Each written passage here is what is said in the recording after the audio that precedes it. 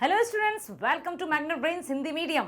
मैं लाली वर्मा सभी 12वीं कक्षा के विद्यार्थियों का बहुत बहुत स्वागत करती हूँ। स्वागत करने के साथ साथ ये आशा भी करती हूँ कि आप सभी स्वस्थ होंगे, खुश होंगे, प्रसन्नचित होकर अपनी परीक्षा की तैयारी में जुट गए होंगे। बहुत सही, क्योंकि गंभीरता लाना आवश्यक है। अब आ गई हैं परीक्षाएं नजदीक, तो इसी को ध्यान में रखते हुए इस वीडियो में लेकर आई हूँ आपके लिए कक्षा 12वीं हिंदी कोड जिसका है 302।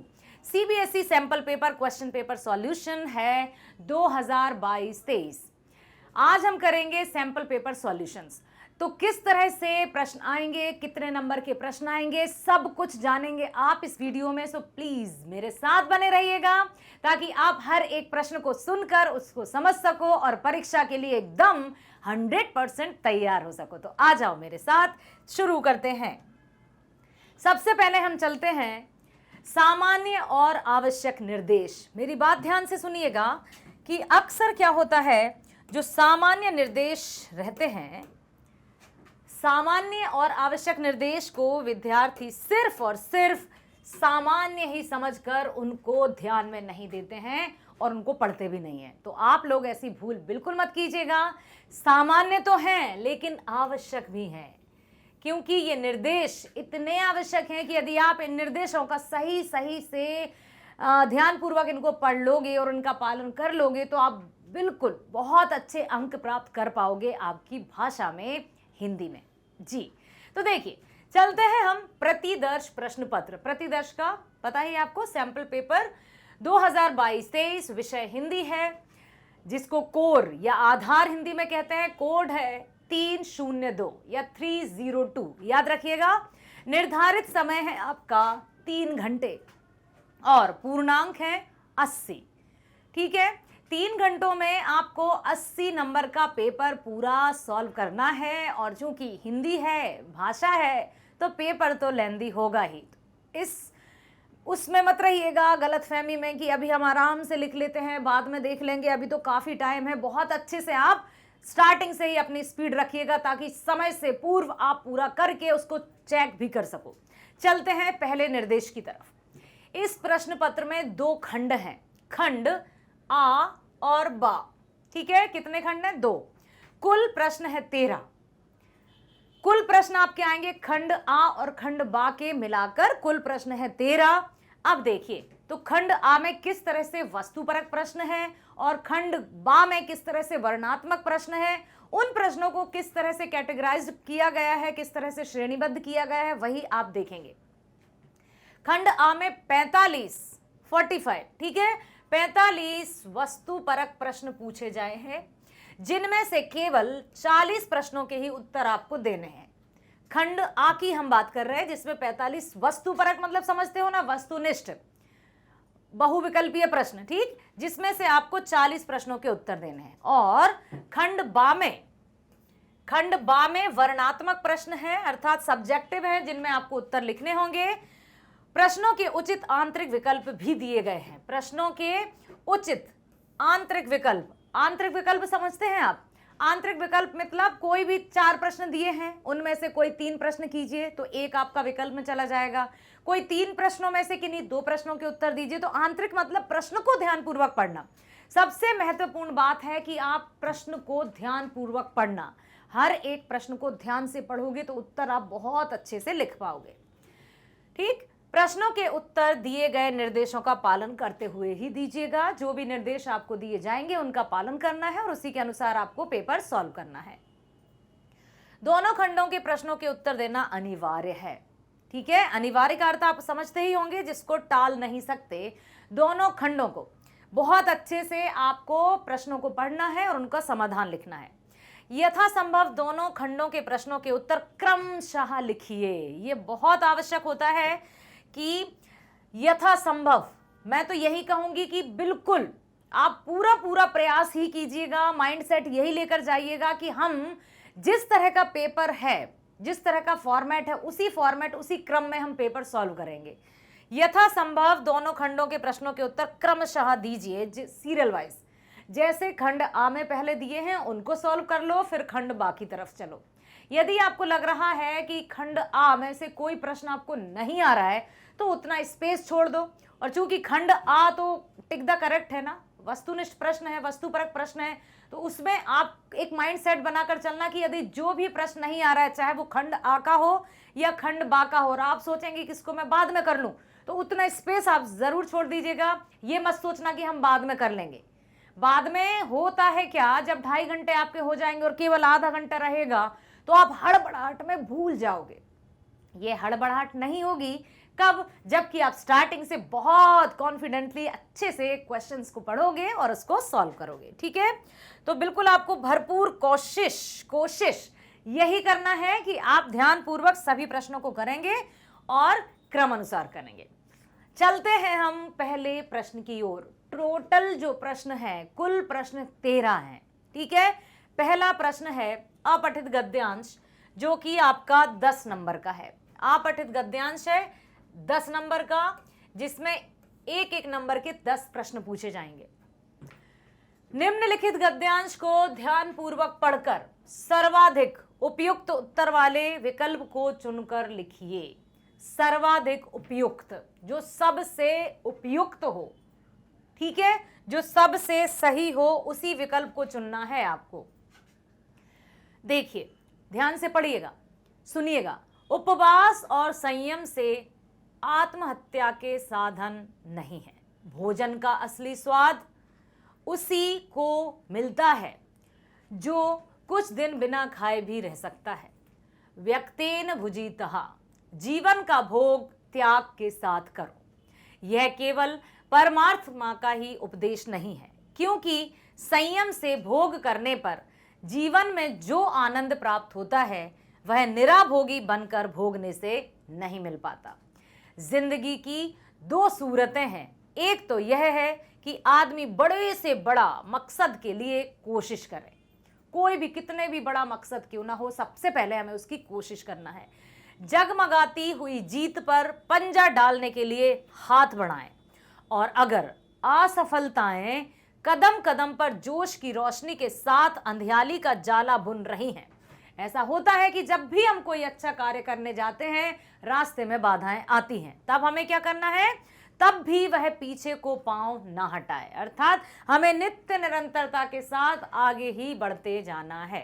ठीक है, चलते हैं आगे।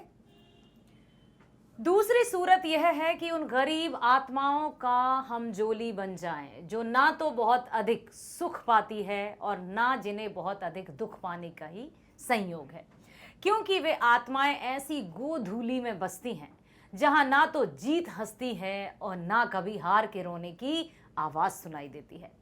इस गोधूली वाली दुनिया के लोग बंधे हुए घाट का पानी पीते हैं। वे जिंदगी के साथ जुआ नहीं खेल सकते, और कौन कहता है कि पूरी जिंदगी को दांव पर लगा देने में कोई आनंद नहीं है।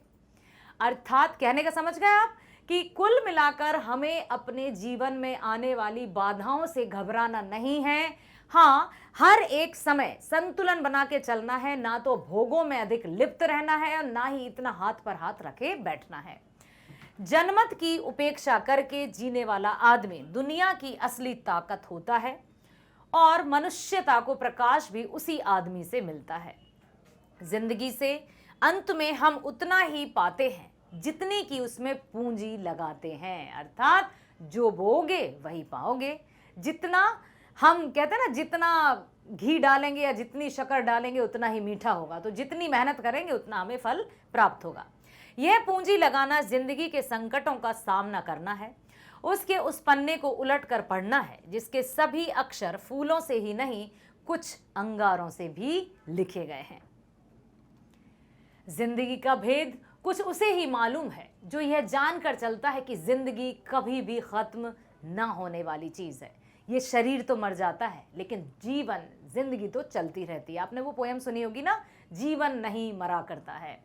अरे ओ जीवन के साधकों, अगर किनारे की मरी सीपियों से ही तुम्हें संतोष हो जाए, तो समुद्र के अंतराल में छुपे हुए मौक्तिक कोश को कौन बाहर लाएगा। अर्थात डुबकियां, आपने वो सुनी ना, कोशिश करने वालों की कभी हार नहीं होती। डुबकियां गोताखोर सिंधु में 100 बार लगाता है, यूं सहज ही नहीं मिलते मोती। कोशिश उसकी बेकार हर बार नहीं होती, कोशिश करने वालों की कभी हार नहीं होती। अर्थात यदि जो सिर्फ मिल गया है किस्मत से या थोड़ी सी मेहनत से, यदि उसी में संतोष कर लिया तो बहुत अच्छा जो आपको मिल सकता था, बहुत ऊंची सफलता आप जो प्राप्त कर सकते थे, वो कैसे कर पाओगे। अर्थात उन्हीं को वो मोती प्राप्त होता है जो आगे बढ़ने से रुकते नहीं हैं, जो कठिनाइयों से घबराते नहीं हैं। दुनिया में जितने भी मजे बिखेरे गए हैं उनमें तुम्हारा भी हिस्सा है। वह चीज भी तुम्हारी हो सकती है जिसे तुम अपनी पहुंच के परे मान कर लौटे जा रहे हो। बहुत सही बात है, जीवन की सच्चाई है कि हम अक्सर ये क्यों मानकर बैठ जाते हैं कि जो हम नहीं कर सके हैं वो हम कभी कर भी नहीं सकेंगे। अरे जो नहीं कर सके हैं, ठीक है, नहीं कर पाए, वो परिस्थितियां अलग थी, लेकिन आज हम कर सकते हैं। Yes, I can do it. ठीक है, कामना का आंचल छोटा मत करो, इच्छाओं को, सपनों को बड़ा करो। डॉक्टर एपीजे अब्दुल कलाम भी यही कहते हैं। जिंदगी के फल को दोनों हाथों से दबाकर निचोड़ो, रस अवश्य मिलेगा। रस की निर्झरी तुम्हारे बहाए भी बह सकती है। ये मत सोचो कि ये तो सूखा है, इससे क्या होगा। जरा सी कोशिश, जरा सी मेहनत और आपका समर्पण भाव, उसमें कहते हैं ना कि जब इरादों में बुलंदी हो, जब हौसले मजबूत हो, तो जमीन को खोद खोद कर कुआं भी पानी निकल सकता है। यदि प्यासे मरना है या कुआं खोदकर प्यास बुझाना है, अपने साथ साथ सबकी प्यास बुझाना है, ये हम पर निर्भर करता है। चलिए तो चलते हैं पहले प्रश्न की ओर। पहला प्रश्न है, त्यक्तेन भुजितः कथन से लेखक के व्यक्तित्व की किस विशेषता का बोध होता है। त्यक्तेन भुजितः, परिवर्जन, परिवर्तन, परावर्तन या प्रत्यावर्तन। वाओ, देखिए अभी हमने पढ़ा था ना, त्यक्तेन भुजितः कथन, यहां कहां पढ़ा था, एक बार देखिए, फिर से देखिए। हमने ये कथन पढ़ा था, लिखा है यहां, त्यक्तेन भुजितः, जीवन का भोग त्याग के साथ करो। यह केवल परमार्थ का ही उपदेश नहीं है, क्योंकि संयम से भोग करने पर भी जीवन में आनंद प्राप्त होता है। अब देखिए इसका अर्थ क्या होगा, क्या परिवर्जन होगा या परिवर्तन, परावर्तन होगा या प्रत्यावर्तन। तो इसका जो उत्तर होगा वो परिवर्जन होगा। ठीक है, समझ में आया। अब चलते हैं नेक्स्ट क्वेश्चन की ओर। मंजिल पर पहुंचने का सच्चा आनंद उसे मिलता है जिसने उसे आन की आन में प्राप्त कर लिया हो, या फिर पाने के लिए भरसक प्रयास किया हो, या फिर हाथ बढ़ाकर मुट्ठी में कर लिया हो, या फिर सच्चाई से अपने सपनों में बसा लिया हो।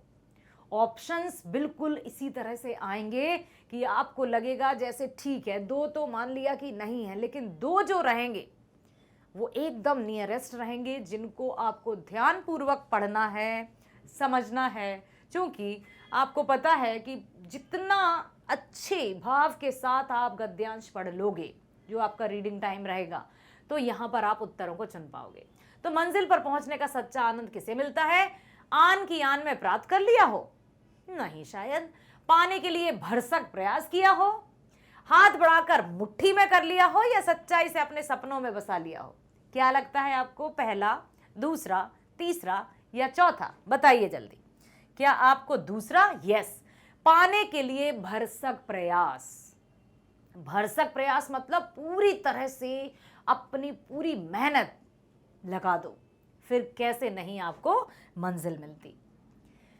गोधूली शब्द का तात्पर्य क्या है? गोधूली, गोधनु, संध्या वेला, गगन धूली, गोदली कन्या। गोधूली, गोधूली बेला आपने सुना होगा, जब संध्या के समय, ना वो रात ना दिन, है ना, संध्या की वेला, जो गाय जब घर को आती हैं, पक्षी अपने घोंसलों में लौट जाते हैं, सब अपने अपने घरों की ओर आते हैं, तो उसको गोधूली वेला कहते हैं। ठीक है, गोधूली शब्द का तात्पर्य क्या होगा? गोधनु नहीं, संध्या वेला ही गोधूली का अर्थ होगा। गोधूली वाली दुनिया के लोगों से क्या अभिप्राय है? अर्थात जो गोधूली दुनिया है वो क्या है? विवशता और अभाव में जीने वाले लोग, जीवन को दांव पर लगाने वाले लोग, गायों के खुरों से धूली उड़ाने वाले या फिर क्षितिज में लालिमा फैलाने वाले। गोधूली, संध्या का समय जो होता है वो कैसा होता है? सूर्यास्त जब हो रहा होता है, मतलब सनसेट का जब जो दृश्य होता है वो कैसा होता है? क्या लगता है आपको? विवशता और अभाव में? बिल्कुल नहीं लग रहा। जीवन को दांव पर लगाने वाला या फिर गायों के खुरों से धूली उड़ाने वाले या क्षितिज में लालिमा फैलाने वाला। तो विवशता और अभाव में जीने वाले, क्योंकि वो बेचारे क्या करेंगे? इस गद्यांश में गोधूली का अर्थ है कि जिनके पास चले गए सुबह से और आ गए लौटकर, जो मिला खा लिया, चर लिया, पशुओं की बात करना है, और बाकी आ गए घर को। तो विवशता और अभाव में जीने वाले लोग। जीवन में असफलताएं मिलने पर भी साहसी मनुष्य क्या करता है? जिसको कभी जीवन में असफलताएं मिल जाएं, तो जो साहस नहीं करते हैं वो तो हाथ पर हाथ रखकर बैठ जाते हैं, और जो साहसी व्यक्ति रहते हैं वो क्या करते हैं? बिना डरे आगे बढ़ता है, क्योंकि डर के आगे जीत है। या फिर पराजय से निपटने के लिए फूंक फूंक कर कदम आगे रखता है, या फिर अपने मित्र बंधुओं से सलाह और मदद के विषय में विचार करता है, या फिर असफलता का कारण ढूंढकर पुनः आगे बढ़ने का प्रयास करता है। बताइए, क्या लगता है आपको? क्या कोई ऐसे दो ऑप्शंस लग रहे हैं जो आपको लगता है कि बिना डरे आगे बढ़ता है, क्योंकि डर के आगे जीत है, असफलता का कारण ढूंढकर पुनः आगे बढ़ने का प्रयास करता है? तो बिल्कुल, पहले वो ढूंढता है कि मुझे जो असफलता मिली है उसमें कमी क्या रह गई है। पहले कमी को देखना होगा, फिर उस कमी को दोहराए बिना आगे बढ़ेंगे तो सफलता तो चरण छूमेगी ही। आगे है, आप कैसे पहचानेंगे कि कोई व्यक्ति साहस की जिंदगी जी रहा है? बहुत सही क्वेश्चन है कि कैसे पता चलेगा कि कोई व्यक्ति साहसी है या साहस की जिंदगी जी रहा है? जनमत की परवाह करने वाला, निडर और निशंक जीने वाला, जो निडरता के साथ जीवन जिए, जो शंका रहित जीवन जिए, या शत्रु के छक्के छुड़ाने वाला, या फिर भागीरथी प्रयत्न करने वाला? बताइए, कैसे पहचानेंगे कि कोई व्यक्ति साहस की जिंदगी जीता है? बिल्कुल, निडर और निशंक जीने वाला। निडरता के साथ कार्य करना है, शंका रहित कार्य करना है, किसी तरह की शंका या ये नहीं कि अरे ऐसा करेंगे तो ये हो जाएगा, अब तक वो नहीं हुआ, शायद अब भी नहीं होगा, मन में कई शंकाओं का विचार लेकर चले और फिर पता चला फिर लो असफलता मिल गई। तो साहसी व्यक्तियों के पास सबसे बड़ा जो हथियार है वो निडरता और निशंक होने का। ठीक है, निम्नलिखित कथनों पर विचार कीजिए। प्रत्येक परिस्थिति का सामना करने के लिए सदैव तत्पर रहना चाहिए। बहुत अच्छे से देखना, क्योंकि हमें इनमें से देखना होगा कि कौन से सही हैं, कौन से गलत हैं। क्या लिखा है? प्रत्येक परिस्थिति का सामना करने के लिए सदैव तैयार रहना चाहिए।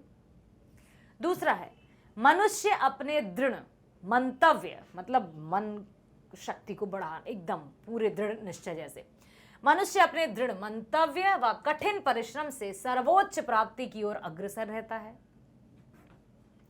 विपत्ति सदैव समर्थ के समक्ष ही आती है, जिससे वह पार उतर सके। क्या लग रहा है, क्या ये सही है कि विपत्ति सदैव समर्थ के समक्ष ही आती है, या प्रत्येक परिस्थिति का सामना करने के लिए सदैव तैयार रहना चाहिए? ऊपर लिखित या उपयुक्त कथनों में से कौन सा सही है या कौन से सही है या है? ठीक है, केवल पहला सही है, केवल तीसरा सही है, पहला और दूसरा सही है, मतलब पहला और दूसरा सही है, या फिर दूसरा और तीसरा सही है, या फिर दूसरा और ये है। तो पहले में क्या पूछा है? कहा है कि केवल पहला सही है क्या? प्रत्येक परिस्थिति का सामना करने के सदैव तैयार रहना चाहिए, विपत्ति सदैव समर्थ है, मनुष्य अपने दृढ़। ओके, फिर है केवल तीसरा सही है, पहला और दूसरा सही है, और दूसरा और तीसरा सही है। अब बताइए जल्दी। बिल्कुल, आपने सोचा है पहला और दूसरा, क्योंकि प्रत्येक परिस्थिति का सामना करने के लिए सदैव तैयार रहना चाहिए। हमें नहीं पता, वक्त जो है, समय जो है सबसे बलवान रहता है, हमें नहीं पता कि अगले ही पल क्या होने वाला है, तो हर एक परिस्थिति का सामना करना चाहिए। मनुष्य अपने दृढ़ मंतव्य व कठिन परिश्रम से सर्वोच्च प्राप्ति की ओर अग्रसर रहता है और इसमें कोई दो राय नहीं है, इसमें कोई शंका नहीं है। जो व्यक्ति दृढ़ निश्चय होते हैं, जिनके इरादे मजबूत होते हैं और एकदम पुख्ता होते हैं, उनकी जीत भी निश्चित ही होती है। तो यही सही है। जिंदगी को दांव पर लगा देने में कोई आनंद नहीं है। लेखक इससे सिद्ध करना चाहते हैं कि, क्योंकि क्वेश्चन मार्क भी दिया है, प्रश्नवाचक चिन्ह भी है, जिंदगी को दांव पर लगा देने में कोई आनंद नहीं है। लेखक इससे सिद्ध करना चाहते हैं कि जिंदगी रंगमंच के कलाकारों के समान व्यतीत करनी चाहिए, में सकारात्मक परिस्थितियां ही आनंद प्रदान करती हैं। लगा देने में प्रतिकूलता का अनुभव जीवन उपयोगी होता है या केवल दुखद स्थितियों का सामना करवाती हैं। तो जिंदगी को दांव पर लगा देने में रंगमंच के कलाकारों के समान व्यतीत करनी चाहिए, या फिर जिंदगी को दांव पर लगा देने में सकारात्मक परिस्थितियां ही आनंद प्रदान करती हैं, या फिर जिंदगी को दांव पर लगा देने में प्रतिकूलता का अनुभव जीवन उपयोगी होता है। आपको लगता है क्या? यस, जिंदगी को दांव पर लगा देने में प्रतिकूलता का अनुभव जीवन उपयोगी होता है। प्रतिकूल मतलब समझते हैं, जो विपरीत परिस्थितियां हैं उनको हमारे जीवन में आना भी हमें और मजबूत करना होता है। यदि हमने कभी दुखों का, समस्याओं का सामना ही नहीं किया तो हम तो छोटी छोटी समस्याओं से हार जाएंगे, निराश हो जाएंगे। तो जो भी समस्या आती है, जो भी विपत्ति या परिस्थितियां आती हैं, उनका सामना करना है। उससे हम कहते हैं ना, जीवन से बड़ा शिक्षक शायद कोई नहीं है। अनुभव बहुत बड़ा शिक्षक है। जो जो हम गलतियां या भूल या परेशानियां आती रहती हैं, वो हमें सिखाती जाती हैं। नवा प्रश्न है, किन व्यक्तियों को सुख का स्वाद अधिक मिलता है? सुख का स्वाद पूछा है, सुख का स्वाद। जो अत्यधिक सुख प्राप्त करते हैं, जो सुख दुख से दूर रहते हैं, जो पहले दुख झेलते हैं, जो सुख को अन्य लोगों से साझा करते हैं। तो किन व्यक्तियों को सुख का स्वाद अधिक मिलता है? बताइए, क्या लग रहा है आपको? क्या जो पहले दुख झेलते हैं उनको सुख का स्वाद अधिक मिलता है, या फिर जो सुख को अन्य लोगों से साझा करते हैं? तो बिल्कुल इसमें होगा जो पहले दुख झेल चुके होते हैं, क्योंकि सुख का अधिक स्वाद उन्हीं को मिलेगा जो पहले दुख झेल चुके हैं। अर्थात मिठास का आनंद उसी को ज्यादा आएगा जो कड़वाहट का स्वाद ले चुका है। समझ में आया? तो जीवन में सुख का यदि अधिक स्वाद लेना है तो परिस्थितियां या विपरीत कठिनाइयों से हमें घबराना नहीं है। निम्नलिखित कथन कारण को ध्यानपूर्वक पढ़िए। उसके बाद दिए गए विकल्पों में से कोई एक सही विकल्प चुनिए।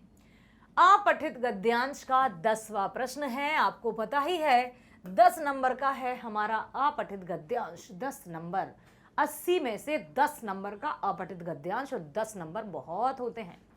तो अब इसमें आया है कारण, जिंदगी के फल को दोनों हाथों से दबा कर निचोड़ो, रस की निर्झरी तुम्हारे बहाए भी बह सकती है।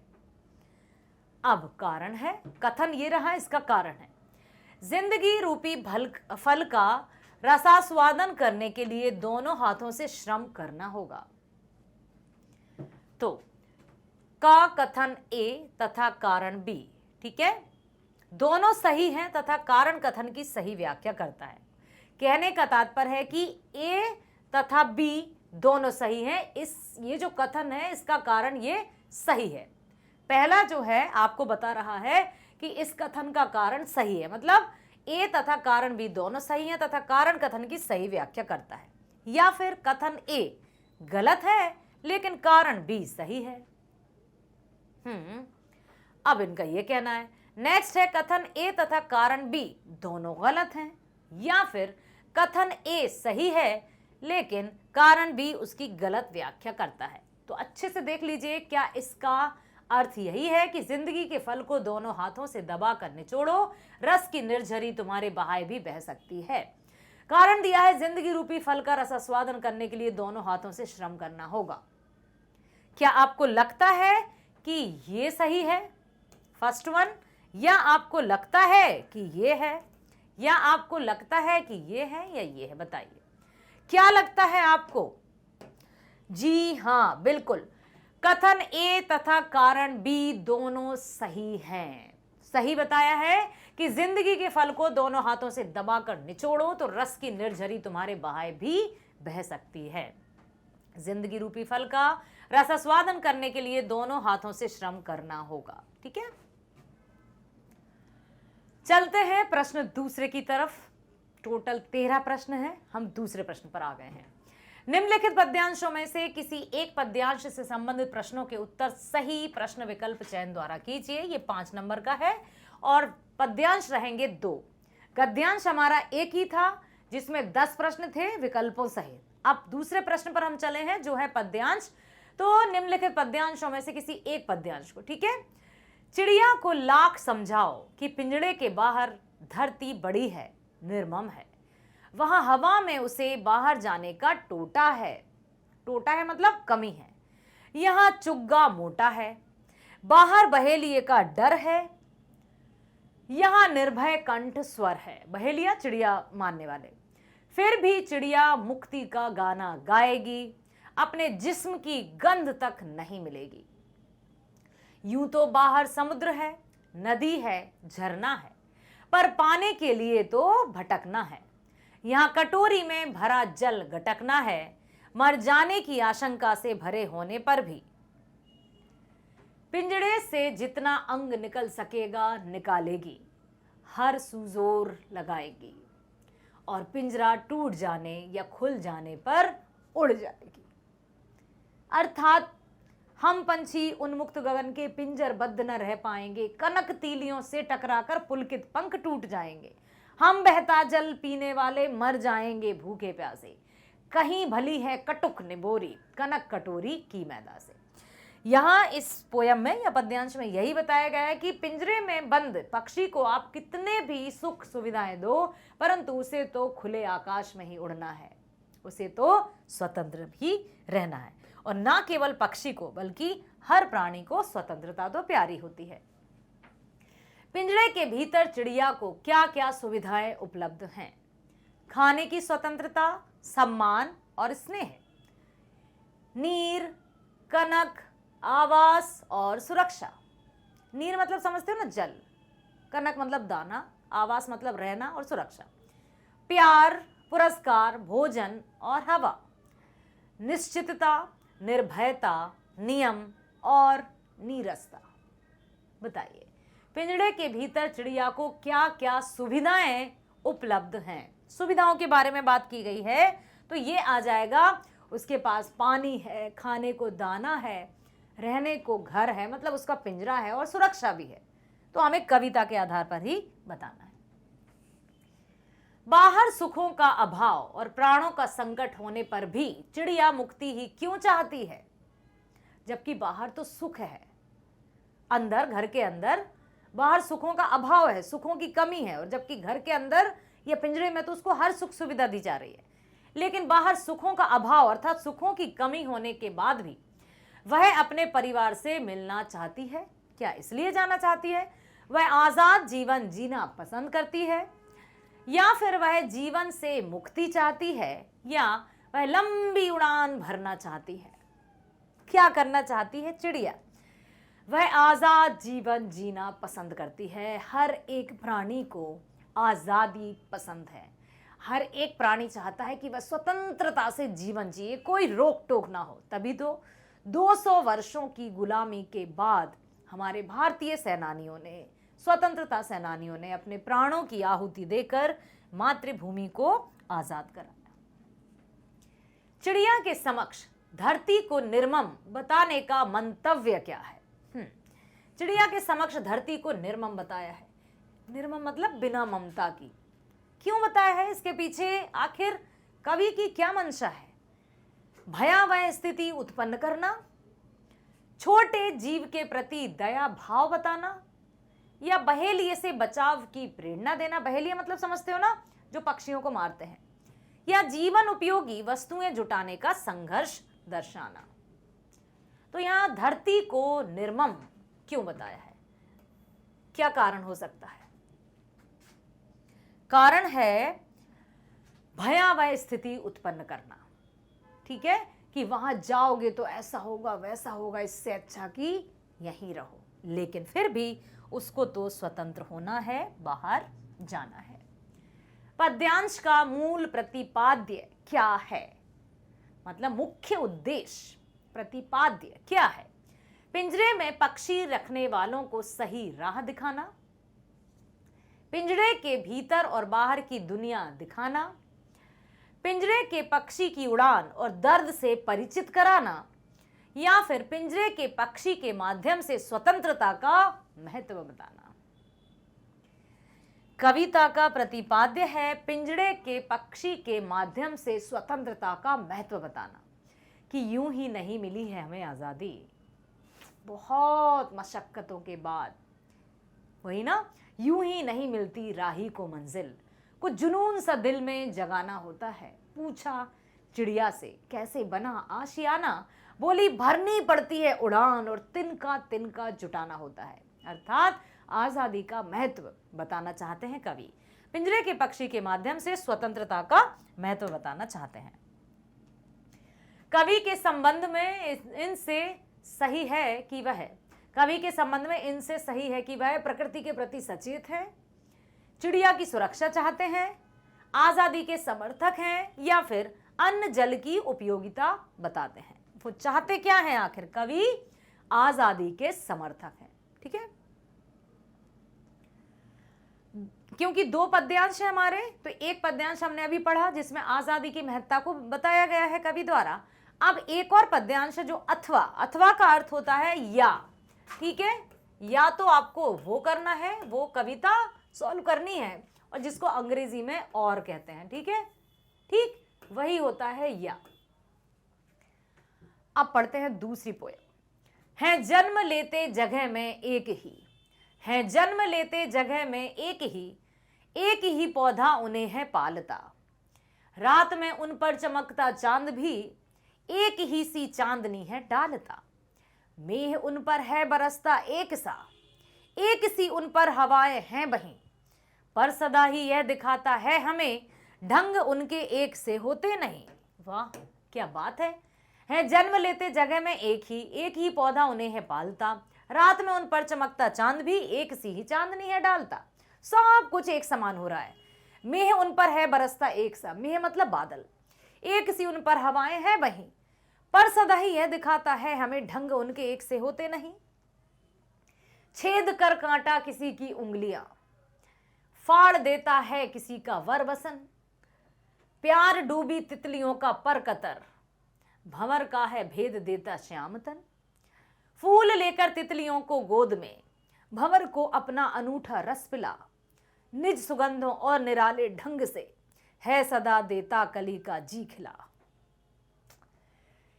है खटकता एक सबकी आंख में, दूसरा है सोहता सुर शीश पर, किस तरह कुल की बड़ाई काम दे, जो किसी में हो बड़प्पन की कसर। देखिए, अर्थात भले ही जन्म, कहते हैं ना कि हमारे हाथों की उंगलियां भी एक सी नहीं होती, एक ही कोख से जन्म लेने वाली संतानों के गुण भी एक से नहीं होते।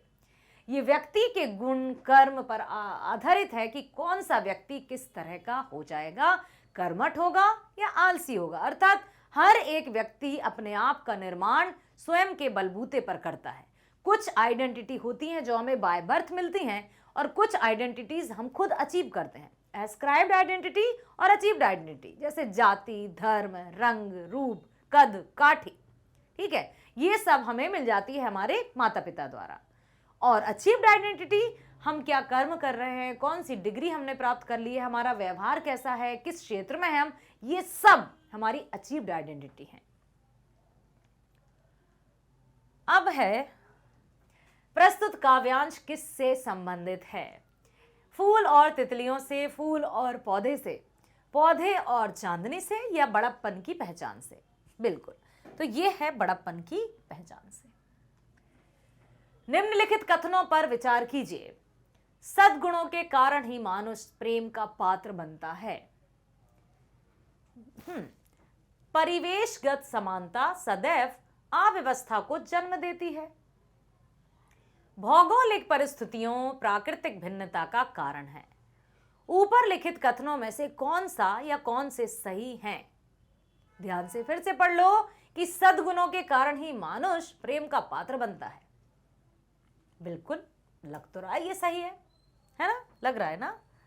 दूसरा है परिवेशगत समानता सदैव अव्यवस्था को जन्म देती है। थोड़ा सोचते हैं। भौगोलिक परिस्थितियां प्राकृतिक भिन्नता का कारण है। आप बताइए केवल पहला सही है, केवल तीसरा सही है, पहला और दूसरा है या दूसरा और तीसरा है? अब आपको उत्तर बताना है। तो उत्तर रहेगा आपका केवल पहला। सद्गुणों के कारण ही व्यक्ति या मनुष्य प्रेम का पात्र बनता है। व्यक्ति की पहचान उसके कर्मों से होती है। अगला है, इस काव्यांश से हमें क्या सीख मिलती है? इस कविता से हमने क्या शिक्षा प्राप्त की? मनुष्य के कर्म उसे प्रसिद्धि दिलाते हैं। समान परिवेश में रहते हुए मनुष्य समान आदर पाते हैं। किसी भी कुल में जन्म लेने से ही मनुष्य बड़ा हो सकता है, या फिर समान पालन पोषण होने पर अलग व्यक्तियों के स्वभाव समान होते हैं। मनुष्य के कर्म उसे प्रसिद्धि दिलाते हैं, या फिर नॉट, या फिर यस, यही सही है। अगला है, फाड़ देता है किसी का वर वसन में वसन शब्द का अर्थ क्या है? ठीक है, वसन का अर्थ व्यसन है, वस्त्र है, वास है या वासना है? तो उत्तर होगा इसका अर्थ है वस्त्र। ठीक है, कांटेदार कटीले पेड़ भी होते हैं जो कपड़े भी फाड़ देते हैं या वस्त्र भी फाड़ देते हैं। तो चलते हैं अगले प्रश्न है, कविता अनुसार फूल निम्न में से कौन सा कार्य नहीं करता? प्रश्न को ध्यान से पढ़ना। प्रश्न में पूछा है कविता अनुसार फूल निम्न में से कौन सा कार्य नहीं करता? भंवरों को अपना रस पिलाता है, मतलब ये तो कार्य करता है। तितलियों को अपनी गोद में खिलाता है, ये भी करता है। फल बनकर पशु पक्षियों और मनुष्यों का पेट भरता है। ओके। सुरों के शीश पर सोता है। क्या ये सारे काम फूल करता है? तो फिर क्या नहीं करता? देखो जरा कितने अच्छे से प्रश्न किया है उन्होंने कि फूल कौन सा कार्य नहीं करता? भंवरों को अपना रस पिलाता है, तितलियों को अपनी गोद में खिलाता है, या फल बनकर पशु पक्षियों और मनुष्यों का पेट भरता है। तो फल बनकर पशु पक्षियों और मनुष्यों का पेट भरता है। फूल की बात की जा रही, तो फूल तो फल बनता नहीं है, फूल तो मुरझा जाता है। हाँ, प्रोसेस यदि देखी जाए तो उसके बाद ही फल बनता है, पहले फूल आता है, लेकिन फूल ये कार्य नहीं करता। निम्नलिखित प्रश्नों के उत्तर देने के लिए उपयुक्त विकल्प का चयन कीजिए। प्रश्न तीसरे पर आ चुके हैं हम। मुद्रित माध्यमों के लेखन में सहज प्रभाव के लिए जरूरी है, वो आ गए हैं हम, और ये प्रश्न है 1-1 नंबर के 5। मुद्रित माध्यमों के लेखन में सहज प्रभाव के लिए जरूरी है तारतम्यता। तारतम्यता मीन्स होता है फ्लुएंसी, उपलब्धता, एक रेखीयता या फिर साध्यता। तो इसमें आ जाएगा आपका तारतम्यता ही जरूरी है। संबंधित घटना के दृश्य बाइट या ग्राफिक द्वारा खबर को संपूर्णता से पेश करना कहलाता है। एकर visual, anchor bite, anchor package या ड्राई एंकर, ये सब आपके रचना और अभिव्यक्ति और माध्यम से हैं, तो ये एंकर पैकेज है। ध्यान रखिएगा, संबंधित घटना के दृश्य बाइट और ग्राफिक द्वारा खबर को संपूर्णता से पेश करने का कार्य एंकर पैकेज है। 6 ककार के लिए उचित क्रम का चयन कीजिए। 6 ककार तो आपको पता है, लेकिन क्रम कौन सा सही है? क्या, कौन, कहां, कब, क्यों, कैसे? किसने, कब, क्यों, कैसे, कहां, किधर? कैसे, किससे, कब, क्यों, कितना, कौन? क्यों, कैसे, कब, कहां, किससे, किसने? तो सबसे पहला जो मतलब सही उत्तर होगा वो पहला ही है। सबसे पहले क्या होता है, फिर कौन होता है, फिर कहाँ होता है, फिर कब होता है, फिर क्यों होता है, फिर आता है कैसे। याद रखना ये 6 ककार जो कि समाचार पत्रों में आवश्यक है, क्या, कौन, कहां, कब, क्यों, कैसे। कॉलम का कॉलम खा से उचित मिलान कीजिए। कॉलम का और कॉलम खा। बीट रिपोर्टर निवेशक, फीचर संवाददाता, कारोबार घुटने टेकना, खेल कथात्मक। बताइए, कॉलम का कॉलम खा से हमें मिलान करना है, तो कॉलम अब ये है पहले का तीसरा, ठीक है, दूसरे का चौथा, तीसरे का पहला या चौथे का दूसरा। तो पहले का इन्होंने बताया तीसरा, पहले का तीसरा, ठीक है, बीट रिपोर्टर तीसरा। फिर आया है इन्होंने बताया दूसरे का चौथा, तो क्या दूसरे का चौथा है, फीचर मतलब कथात्मक। कारोबार तीसरे का बताया है उन्होंने पहला, निवेशक, और चौथे का बताया है उन्होंने दूसरा, निवेशक। या फिर आएगा आपका पहले का दूसरा, दूसरे का चौथा, तीसरे का पहला या चौथे का तीसरा। तीसरा ऑप्शन है, पहले का चौथा, दूसरे का तीसरा, तीसरे का दूसरा या फिर चौथे का पहला। किस तरह से मिलान होगा, पहले का दूसरा या दूसरे का पहला, तीसरे का चौथा या चौथे का तीसरा। तो ये उत्तर हो जाएगा आपका पहले का दूसरा, अर्थात देखो पहले का दूसरा बीट रिपोर्टर संवाददाता, ठीक। उसके बाद दूसरे का चौथा, दूसरे का आ जाएगा हमारा चौथा, फीचर, ठीक है। उसके बाद दिया है दूसरे का चौथा आ गया, तीसरे का पहला, तीसरे का पहला कारोबार निवेशक, बिल्कुल। अब बचा है ये, तो यही हमारा सही है, ठीक। विशेष लेखन के लिए सबसे जरूरी बात है विशेष लेखन, चील उड़ान शब्द विवेक, गिद्ध दृष्टि और पक्का इरादा, शब्दावली और उपलब्धियां या प्रभावशीलता या बुद्धिमत्ता। तो आंसर है गिद्ध दृष्टि और पक्का इरादा। गिद्ध की दृष्टि पता है ना कितनी तीखी, मतलब नजर होती है उसकी चेष्टा। चौथा प्रश्न है, निम्नलिखित काव्यांश को ध्यानपूर्वक पढ़कर पूछे गए प्रश्नों के सही उत्तर वाले विकल्प चुनिए। यस, अब आ गए हैं हमारी पाठ्य पुस्तक के पठित काव्यांश। पठित काव्यांश, अब मैं नहीं बताऊंगी कि ये कौन सी पोयम की पंक्तियां हैं। प्रात नभ था बहुत नीला शंख जैसे, भोर का नभ राख से लीपा हुआ चौका अभी गीला पड़ा है, बहुत काली सिल जरा से लाल केसर से कि जैसे धुल गई हो, स्लेट पर या लाल खड़िया चाक मल दी हो किसी ने, नील जल में या किसी की गौर झिलमिल देह जैसे हिल रही हो, और जादू टूटता है इस उषा का अब सूर्योदय हो रहा है।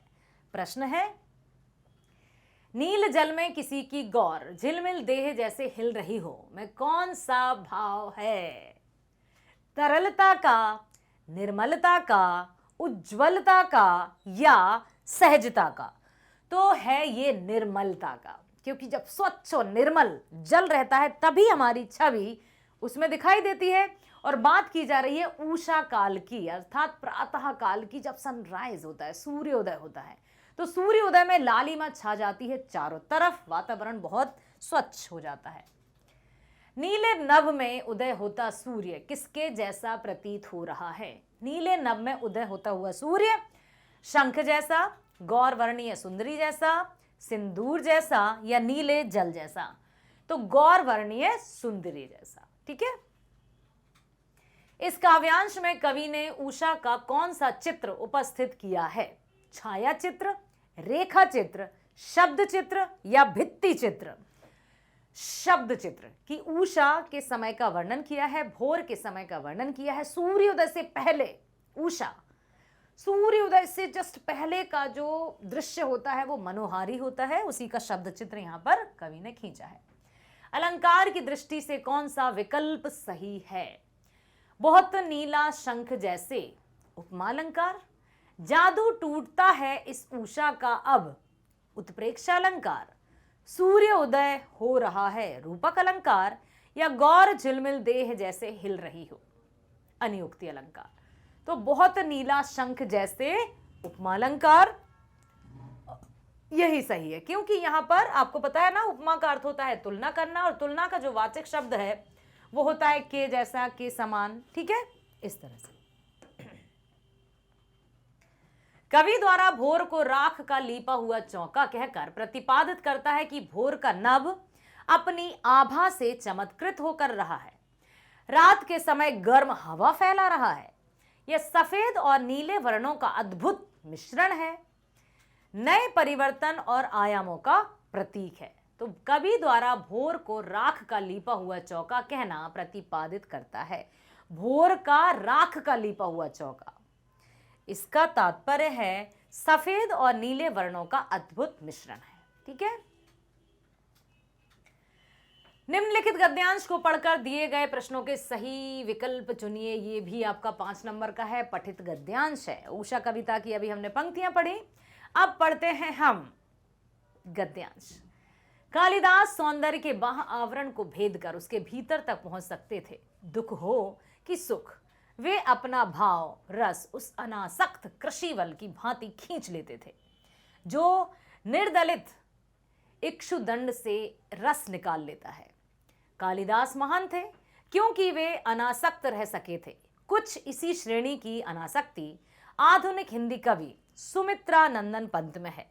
कविवर रविंद्रनाथ में भी यह अनासक्ति थी। सुमित्रा नंदन पंत आपको पता ही है, छायावादी कवि हैं। कविवर रविंद्रनाथ टैगोर जी भी आपको पता ही है, गुरुदेव रविंद्रनाथ टैगोर जी, जिन्होंने राष्ट्रगान की रचना की थी। एक जगह उन्होंने लिखा है, राजोद्यान का सिंह द्वार कितना ही अभ्रभेदी क्यों ना हो, उसकी शिल्प कला कितनी ही सुंदर क्यों ना हो, वह यह नहीं कहता कि हम में आकर ही सारा रास्ता समाप्त हो गया। असल गंतव्य स्थान उसे अतिक्रम करने के बाद ही है, यही बताना उसका कर्तव्य है। फूल हो या पेड़, वह अपने आप में समाप्त नहीं है, वह किसी अन्य वस्तु को दिखाने के लिए उठी हुई उंगली है, वह इशारा है, चाहे कोई फूल हो या पेड़। कालिदास की सौंदर्य दृष्टि कैसी थी? कालिदास की सौंदर्य दृष्टि स्थूल और बाहरी, सूक्ष्म और संपूर्ण, आसक्ति और आडंबर, या फिर अतिक्रम और अभ्रभेदी। तो यहां पर आपको सूक्ष्म और संपूर्ण, मतलब सूक्ष्म पारखी नजर, बहुत छोटी छोटी बातों को समझना, अर्थात बहुत ही गहराई, गहनतम वाला, डेप्थ नॉलेज जिसको कहते हैं। कौन से गुण के कारण कालिदास, सुमित्रा नंदन पंत और रविंद्रनाथ टैगोर कविताओं के साथ न्याय कर पाए? कौन से गुण के कारण कालिदास, सुमित्रा नंदन पंत और रविंद्रनाथ? गंतव्यता, निर्दलीयता, कृषिवलता, या फिर तटस्थता। तो यहां पर आ जाएगा तटस्थता, मतलब एकदम पैनी दृष्टि और प्रकृति और मनुष्य के भावनाओं के साथ सामंजस्य बिठाकर उनके साथ न्याय करना। तटस्थता, दृढ़ निश्चय के साथ अपनी रचनाओं में यथार्थता को शामिल करना। यथार्थ का अर्थ होता है वास्तविकता। ठीक है, फूलों और पेड़ों से हमें जीवन की प्रेरणा मिलती है। निरंतरता, भावपूर्णता, समापनता या अतिक्रमणता। फूलों और पेड़ों से हमें जीवन की निरंतरता, फूल आते हैं, मुरझा जाते हैं, फिर खिल जाते हैं, फिर मुरझा जाते हैं, तो जो प्रकृति का चक्र है निरंतर, उसको हमें सीख देते हैं। प्रश्न है, निम्नलिखित कथन कारण को ध्यानपूर्वक पढ़िए, उसके बाद दिए गए विकल्पों में से कोई एक सही विकल्प चुनकर लिखिए। पुष्प या पेड़ अपने सौंदर्य से है बताते कि हैं कि यह सौंदर्य अंतिम नहीं है। यह है कथन। देखते हैं इसका कारण। भारतीय शिल्पकला विशेष रूप से प्रसिद्ध है। विभिन्न कवियों ने इस बात की पुष्टि की है। कथन ए तथा कारण दोनों सही हैं तथा कारण ए की सही व्याख्या करता है। कथन ए गलत है लेकिन कारण आर सही है। कथन ए तथा कारण आर दोनों गलत हैं, या फिर कथन ए सही है लेकिन कारण आर उसकी गलत व्याख्या करता है। पुष्प या पेड़ अपने सौंदर्य से यह बताते हैं कि यह सौंदर्य अंतिम नहीं है। तो यहां पर आ जाएगा कथन ए तो सही है, लेकिन उसकी व्याख्या जो है वो सही नहीं है।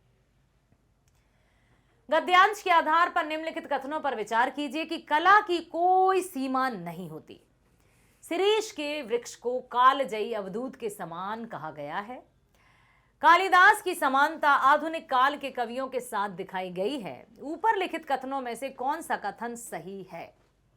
शिरीष के फूल की हम बात कर रहे हैं, तो यहां पर है केवल एक, मतलब पहला कला की कोई सीमा नहीं होती, केवल यही सही है। केवल दूसरा शिरीष के वृक्ष को कालजयी अवधूत के समान कहा गया है। पहला और दूसरा मतलब ये दोनों, या फिर कालिदास की समानता आधुनिक काल के कवियों के साथ दिखाई गई है। ऊपर लिखित कथनों में से कौन सा कथन सत्य है? तो ये सत्य है पहला और तीसरा, अर्थात कला की कोई सीमा नहीं होती, असीमित होती हैं कलाएं। साथ ही साथ कालिदास की समानता आधुनिक काल के कवियों के साथ भी दिखाई गई है। आधुनिक कवि कौन शामिल हुए ना, जैसे सुमित्रा नंदन पंत जी हुए हैं, रविंद्रनाथ टैगोर जी हुए हैं। निम्नलिखित प्रश्नों के उत्तर हेतु निर्देशानुसार सही विकल्प का चयन कीजिए। यस, ठीक है। सिल्वर वेडिंग आपकी पूरक पाठ्य पुस्तिका। सिल्वर वेडिंग कहानी की मूल संवेदना आप किसे मानेंगे? पाश्चात्य संस्कृति का प्रभाव, हाशिए पर धकेले जाते मानवीय मूल्य, पीढ़ी अंतराल जनरेशन गैप जिसे कहेंगे, या फिर सिल्वर वेडिंग के परिणाम? तो यहां पर सही विकल्प हो जाएगा पीढ़ी अंतराल, क्योंकि जनरेशन गैप जब होता है तो विचारों में भी गैप आ ही जाता है, और यही बताया है सिल्वर वेडिंग में। ठीक है, सिल्वर वेडिंग पाठ में जो हुआ होगा वाक्य का अर्थ है। यशोधर बाबू याद है आपको? सिल्वर वेडिंग पाठ में जो हुआ होगा वाक्य का अर्थ है पाश्चात्य विचारधारा के संदर्भ में, परिवार की संरचना के संदर्भ में, या किशन दा की मृत्यु के संदर्भ में, या फिर यशोधर बाबू की नियुक्ति के संदर्भ में। यशोधर बाबू याद है आपको, जो कि किशन दा को ही अपना मार्गदर्शक मानते थे। तो यहां पर कहा गया है किशन दा की मृत्यु के संदर्भ में, क्योंकि किशन दा की मृत्यु का कोई सही समाचार नहीं मिल पाया था, तो बस जो हुआ होगा मृत्यु के बारे में कहा है। दादा कोल्हू जल्दी क्यों लगाना चाहते थे? काम जल्दी समाप्त करने के लिए, दूसरी फसल के लिए, गुड़ की ज्यादा कीमत के लिए, या खेत में पानी देने के लिए? तो दादा कोल्हू जल्दी लगाना चाहते थे गुड़ की ज्यादा कीमत के लिए, क्योंकि जितने जल्दी मतलब सीजन से पहले यदि कोई फल वस्तु या कोई सामान आ जाता है, मतलब जैसे ही स्टार्टिंग होता है कोई भी वेदर मौसम, तो उस पर उसकी ज्यादा कीमत मिल जाती है, इसलिए है। जूझ उपन्यास मूलतः किस भाषा में लिखा गया है? जूझ हिंदी, अंग्रेजी, मराठी या गुजराती? तो ये लिखा गया है आपका मराठी भाषा में, जिसका अनुवाद किया गया है हिंदी में। लेखक आनंद यादव की मां के अनुसार पढ़ाई की बात करने पर लेखक का पिता कैसे गुर्राता है? कुत्ते के समान, शेर के समान, जंगली सुअर के समान, या फिर चीते के समान? तो यहां पर जंगली सुअर के समान।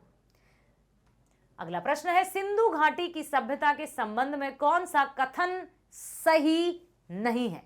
प्रश्नों को जरूर ध्यान से पढ़ना। जो रीडिंग टाइम आपको दिया जाएगा, प्लीज प्लीज प्लीज उसमें आपको क्वेश्चंस को बहुत ध्यानपूर्वक पढ़ना है, क्योंकि फिर आप जब लिखना स्टार्ट करोगे तब आपको रीड करने का समय ज्यादा नहीं मिल पाएगा, क्योंकि पेपर लेंथी ही होता है। सिंधु घाटी की सभ्यता के संबंध में कौन सा कथन सत्य नहीं है?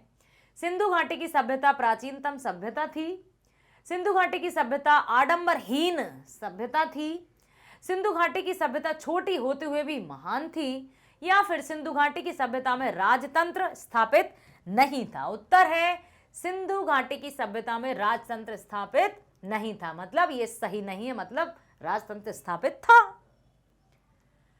निम्नलिखित कथनों पर विचार कीजिए कि महाकुंड स्तूप में उत्तर और दक्षिण से सीढ़ियां उतरती हैं। मोहनजोदाड़ो सभ्यता में सूत की कताई, बुनाई और रंगाई भी होती थी। सिंधु घाटी सभ्यता में जल निकासी की व्यवस्था अत्यंत बुरी थी। मोहनजोदाड़ो से मिला नरेश के लिए सिर का मुकुट बहुत छोटा था। उपर्युक्त कथन में से कौन सा कथन सही है? केवल एक, केवल 2, केवल मतलब 1, 2 और 3 या 1, 2 और 4। तो सही उत्तर है 1, 2 और 4। महाकुंड स्तूप में उत्तर और दक्षिण से सीढ़ियां उतरती हैं। दूसरा है आपका मोहनजोदाड़ो सभ्यता में सूत की कताई और बुनाई होती थी। और चौथा है मोहनजोदाड़ो से मिला नरेश के सिर का मुकुट बहुत छोटा था। ठीक है। राखलदास बनर्जी कौन थे? बताइए। शिक्षक थे, भिक्षुक थे, पुरातत्ववेत्ता थे या व्यापारी थे? तो वो थे पुरातत्ववेत्ता। पुरातत्व मतलब समझते हैं ना, जो पुरानी चीजों के बारे में जानकारी रखते हैं, ज्ञान रखते हैं, प्राचीन। जूझ कहानी लेखक की किस प्रवृत्ति को उद्घाटित करती है? जूझ कहानी लेखक की कौन सी प्रवृत्ति को उद्घाटित करती है? कविता करने की प्रवृत्ति, पढ़ने की प्रवृत्ति या लेखन की प्रवृत्ति या फिर संघर्षमय प्रवृत्ति? जूझ। तो उत्तर होगा संघर्षमय प्रवृत्ति, क्योंकि यहां पर उन्होंने एक छोटे से बच्चे की पढ़ाई के प्रति जिज्ञासा को बताया है, साथ ही उसकी मां का संघर्ष भी बताया है। तो संघर्षमय प्रवृत्ति। किशोर दा के रिटायर होने पर यशोधर बाबू, किशन दा के रिटायर होने पर यशोधर बाबू उनकी सहायता क्यों नहीं कर पाए थे? यशोधर बाबू की पत्नी किशन दा से नाराज थी। यशोधर बाबू का अपना परिवार था जिसे वे नाराज नहीं करना चाहते थे। यशोधर बाबू के घर में किशन दा के लिए स्थान का अभाव था, या फिर किशन दा को यशोधर बाबू ने अपने घर में स्थान देना चाहा था जिसे किशन दा ने स्वीकार नहीं किया था। इसका आंसर है यशोधर बाबू का अपना परिवार था जिसे वे नाराज नहीं करना चाहते थे, क्योंकि घर इतना भी बड़ा नहीं था। पता है आपको, पढ़ा है ना हमने कहानी सिल्वर वेडिंग। दिए गए 4 अप्रत्याशित विषयों में से किसी एक विषय पर लगभग 120 शब्दों में रचनात्मक लेख लिखिए। 6 नंबर। 120 शब्द। 120 शब्द मतलब मान लीजिए ये है आपकी आंसर शीट। ठीक है। तो इसमें इस तरह से मार्जिन रहेगा और उसमें आपको लगभग 1 पेज तो पूरा लिखना ही होगा। यदि सेकंड पेज भी जा रहा है तो उसमें भी 2-3 पंक्तियां, लाइंस जा सकती हैं। ठीक है। दिए गए 4 अप्रत्याशित विषयों में से 4 हैं जिसमें से किसी एक पर लिखना है। लोकतंत्र में मीडिया की भूमिका, दिया और तूफान, मानव जीवन का सत्य, झरोखे से बाहर या आजादी का अमृत महोत्सव, स्वर्णिम 75 साल। इनमें से ये 4 जो दिए रहे हैं, ऐसे ही 4 आपकी परीक्षा में आएंगे, क्योंकि ये प्रतिदर्श प्रश्न पत्र है, सैंपल पेपर है। जिस तरह से सीबीएसई द्वारा ये रिलीज किया गया है उसी तरह से आपकी बोर्ड परीक्षा में भी पेपर आएगा। तो अब यहां पर हम चलते हैं कि किस तरह से लिखना है, भाषा शैली कैसे होगी, किस तरह से आपको 6 अंक प्राप्त होंगे। आरंभ किस तरह से आप इंट्रोडक्शन करेंगे, आप उसका 1 अंक का रहेगा। विषय वस्तु, जो भी विषय आप चुनोगे उसका जो कंटेंट रहेगा वो कितना आपकी विषय वस्तु से रिलेटेड है, वो रहेगा आपका 3 अंक का। प्रस्तुति, किस तरह के शब्दों का, किस तरह के वाक्यों का आप प्रयोग कर रहे हैं, वो रहेगी प्रस्तुतिकरण। अर्थात आप जब भी कोई हम निबंध या कोई भी रचना स्टार्ट करते हैं तो इससे रिलेटेड यदि आपको कोई कोट या कोई सुविचार या कोई उक्ति याद हो तो बिल्कुल आप जरूर लिखिएगा, अच्छा प्रभाव पड़ता है। भाषा, विराम चिन्हों का सही उपयोग किया गया है या नहीं, या आपने कौन कौन से शब्दों का प्रयोग किया है, सब कुछ देखा जाएगा। ठीक है। चलते हैं 8वें प्रश्न की ओर। किन्हीं 2 प्रश्नों के उत्तर लगभग 60 शब्दों में दीजिए, और ये है आपका 3 नंबर के। 2 प्रश्न आपको करना है तो 6 नंबर आपको प्राप्त हो जाएंगे। कहानीकार द्वारा कहानी के प्रसंगों या पात्रों के मानसिक द्वंद्वों के विवरण के दृश्यों की नाटकीय प्रस्तुति में काफी समस्या आती है। इस कथन के संदर्भ में नाट्य रूपांतरण की किन्हीं 3 चुनौतियों का उल्लेख कीजिए।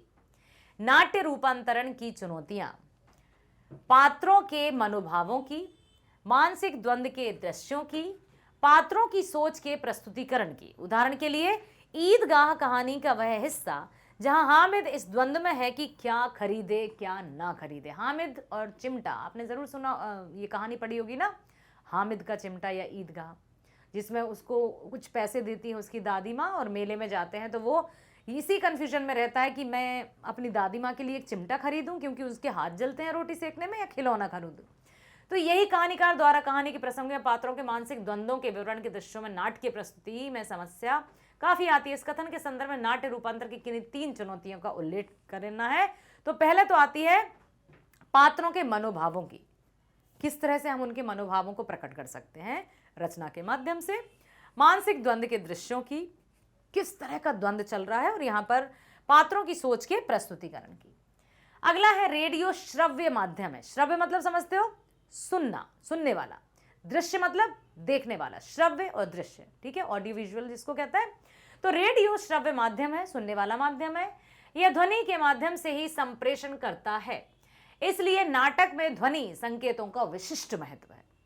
नाटक, स्किट, ठीक है।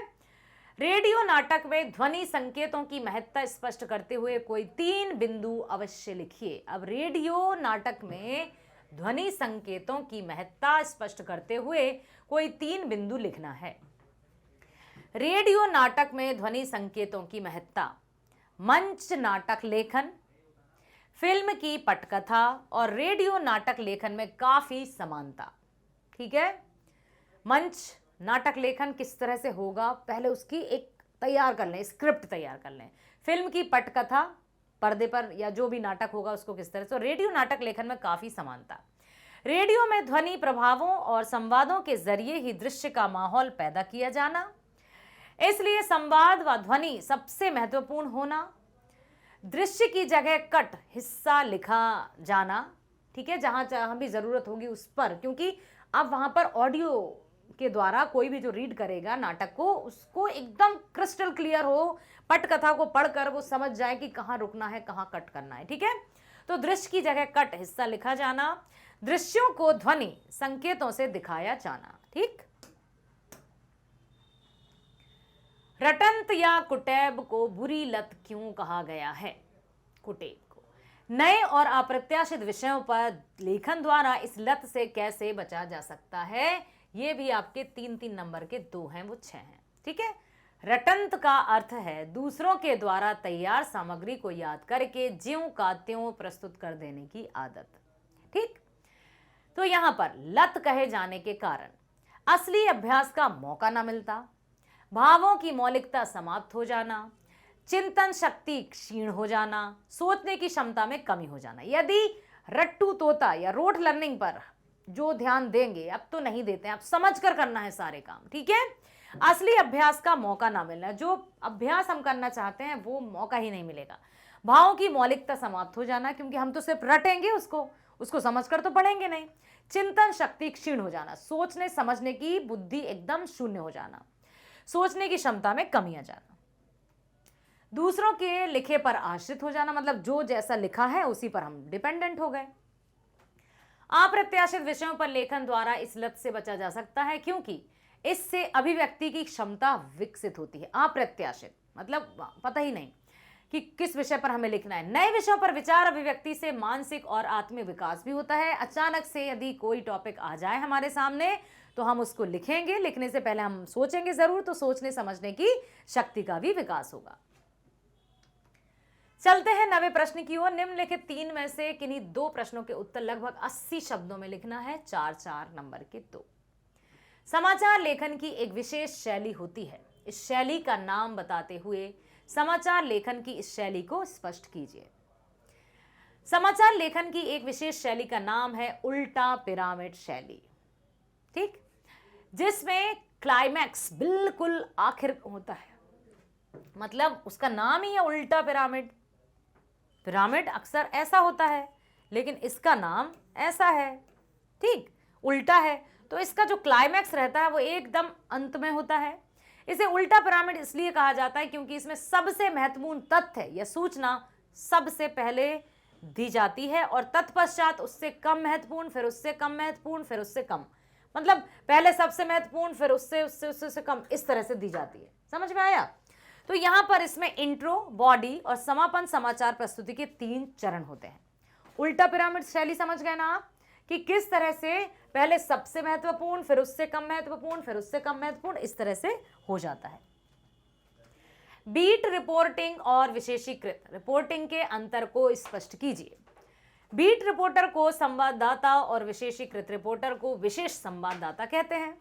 ठीक है, इनमें आप अंतर समझ लो, बीट रिपोर्टिंग और विशेषीकृत रिपोर्टिंग, ये दोनों में बहुत अंतर है। बीट रिपोर्टर को संवाददाता कहते हैं, बीट रिपोर्टर को क्या कहते हैं? संवाददाता। और विशेषीकृत रिपोर्टर को विशेष संवाददाता कहते हैं। बीट रिपोर्टर को अपने क्षेत्र की जानकारी और उसमें दिलचस्पी होना ही पर्याप्त है, उसे केवल सामान्य खबरें ही लिखनी पड़ती हैं, जबकि विशेषीकृत रिपोर्टर को अपने विषय क्षेत्र की घटनाओं, मुद्दों और समस्याओं का बारीक से बारीक विश्लेषण करके उसका अर्थ भी स्पष्ट करना होता है। अर्थात जो बीट रिपोर्टर है वो सिर्फ अपने क्षेत्र की मोटी मोटी जानकारी लिख देता है, जबकि विशेषीकृत रिपोर्टर जो रहता है वो घटनाओं की तह तक जाता है और बारीक से बारीक अर्थात छोटी से छोटी या सूक्ष्म सूक्ष्म जानकारी भी देता है। यह अंतर। बीट की रिपोर्टिंग के लिए संवाददाता में उस क्षेत्र के बारे में जानकारी और दिलचस्पी का होना पर्याप्त है। बीट की रिपोर्टिंग में सिर्फ उसकी जानकारी और दिलचस्पी हो, इतना भी चल जाएगा। लेकिन विशेषीकृत रिपोर्टिंग में सामान्य खबरों से आगे बढ़कर उस विशेष क्षेत्र या विषय से जुड़ी घटनाओं, मुद्दों और समस्याओं का बारीकी से विश्लेषण करना भी आवश्यक होता है। सिर्फ जानकारी होने से अकेले से काम नहीं चलता है, वो तो सिर्फ बीट रिपोर्टिंग की बात होती है। लेकिन यदि बात की जाए विशेषीकृत, नाम ही है ना उसका विशेषीकृत, विशेषीकृत का अर्थ पता है आपको? स्पेशल। तो जब विशेषता है तो फिर भाई विशेष काम भी होगा उसका, इसलिए उसका ये काम है। बीट रिपोर्टिंग और विशेषीकृत रिपोर्टिंग से संबंधित उदाहरण भी दिए जा सकते हैं। अब चलते हैं अगले प्रश्न पर। फीचर क्या है? फीचर को परिभाषित करते हुए अच्छे फीचर की किन्हीं 3 विशेषताओं का उल्लेख करना है। फीचर क्या है? सबसे पहले लिखेंगे हम, फीचर एक सुव्यवस्थित, सृजनात्मक, सुव्यवस्थित मतलब एकदम पूरी तरह से वेल मैनेज्ड, ठीक है, सृजनात्मक, क्रिएटिव और आत्मिक लेखन है। बिल्कुल आत्मा से लिखा गया लेखन जो व्यवस्थित हो और सृजनात्मक हो, जिसका उद्देश्य पाठकों को सूचना देने। फीचर का उद्देश्य क्या है? पाठकों को सूचना देने, शिक्षित करने के साथ साथ मुख्य रूप से उनका मनोरंजन करना होता है। फीचर का मुख्य उद्देश्य तो पाठकों का मनोरंजन करना है, लेकिन उसका ऐसा नहीं कि कुछ भी लिख देंगे। सुव्यवस्थित होगा, बिल्कुल बहुत अच्छे से सृजनात्मक होगा और आत्मीय तरीके से लिखा जाएगा, जिससे सूचना देने के साथ साथ लोगों का मनोरंजन भी हो। फीचर समाचार की तरह पाठकों को तात्कालिक घटनाक्रम से अवगत नहीं कराता। फीचर ऐसा नहीं कि तुरंत की घटनाओं से अवगत कराता हो। समाचारों से विपरीत फीचर में लेखक के पास अपनी राय या दृष्टिकोण और भावनाएं जाहिर करने का भी अवसर होता है। समाचार पत्र में क्या होता है? जो लिखा है, जितना दिया गया है, बस उतना ही आपको बोलना है या पढ़ना है या बताना है। जबकि फीचर में लेखक, जो भी राइटर है, वो अपनी राय या दृष्टिकोण या अपने नजरिए से उसकी भाषा को परिवर्तित करके, हेर फेर या हेर बदल करके उसमें प्रस्तुतिकरण कर सकता है। फीचर लेखन कथात्मक शैली में किया जाता है, एक स्टोरी के रूप में। अगला है, यस, देखिए 2 प्रश्न 3-3 नंबर के।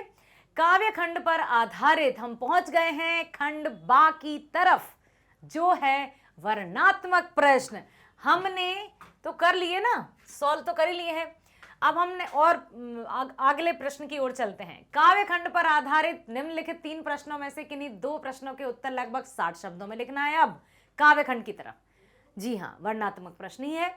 आत्म परिचय। कविता में कवि ने अपने जीवन में किन परस्पर विरोधी बातों का सामंजस्य बिठाने की बात की है? आत्म परिचय हरिवंश राय बच्चन जी द्वारा रचित। तो कवि ने इस कविता में अपने जीवन में किन पारस्परिक विरोधी बातों का सामंजस्य बिठाने की कोशिश की है, कि कौन सी विरोधी बातें हैं जिनमें वो तालमेल बिठाना चाहते हैं। कवि का सांसारिक कठिनाइयों से जूझने पर भी इस जीवन से प्यार करना, अर्थात कितनी भी मुश्किल आएंगी वो कहेंगे जीवन तो बहुत प्यारा है और ये ऐसा ही होता है।